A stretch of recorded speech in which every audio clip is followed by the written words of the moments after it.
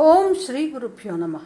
భగవద్భక్తులందరికీ విశ్వావసునామ సంవత్సర శుభాకాంక్షలు. ఈరోజు ఆషాఢ శుక్ల ఏకాదశి, దీనిని తొలి ఏకాదశి అంటారు.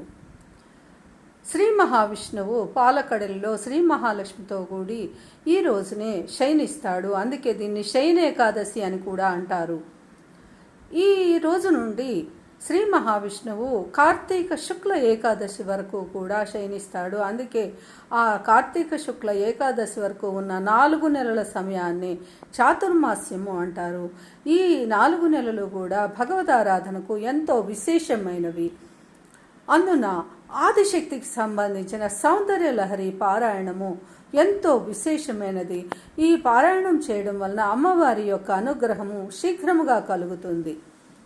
శివశక్త్యా యుక్తో యది భవతి శక్తః ప్రభవితుం న చేదేవం దేవో న ఖలు కుశలః స్పందితుమపి అతస్త్వమారాధ్యాం హరిహర విరించాదిభిరపి ప్రణంతుం స్తోతుం వా కథమకృత పుణ్య ప్రభవతి.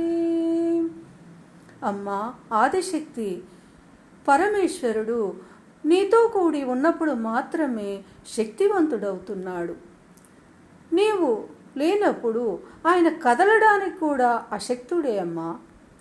బ్రహ్మదేవుడికి సృష్టి కార్యం చేయడానికి కావలసిన శక్తిని, శ్రీ మహావిష్ణువుకు స్థితి కార్యం చేయడానికి కావలసిన శక్తిని నీవే అనుగ్రహిస్తున్నావు.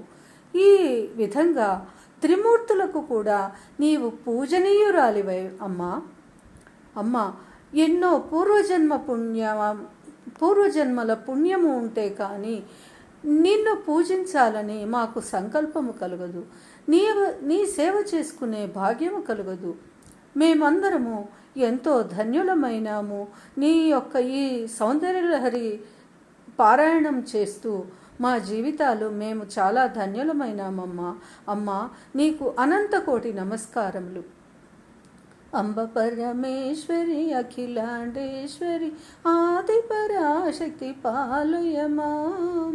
శ్రీ భువనేశ్వరి రాజరాజేశ్వరి ఆనందరూపిణి పాలయమాం. అంబ పరమేశ్వరి అఖిలాండేశ్వరి ఆది పరాశక్తి పాలయమాం. ఈ వీడియో నచ్చిన వారు లైక్ చేసి, షేర్ చేసి, సబ్స్క్రైబ్ చేసుకోండి. మనందరము కూడా అమ్మవారి యొక్క ఈ